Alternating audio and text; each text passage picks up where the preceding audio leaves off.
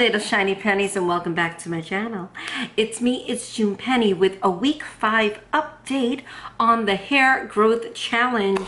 And for those of you who are new here, you will see oh man, which side is it going to come out of? One of these sides. You will see from the beginning my hair growth challenge. Feel free to click on that and it will take you to the beginning of my hair growth challenge. For all of you who are subscribers of mine, welcome back. It's week 5 and I have some video that you're going to see following this little clip right here. You will see a video clip of my scalp up close and personal, getting deep into my scalp. I am showing you, did I have hair growth or no? Let's see what you think about that. Also, I just want to let you know in this video, you might see that my scalp is like a little pink.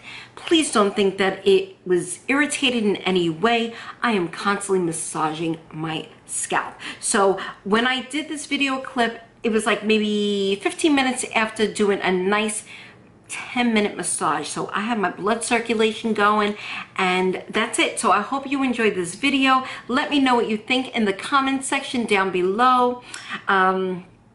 If you have anything critical to say, you can say it. Just be respectful when you do it. No mean comments. I don't like mean.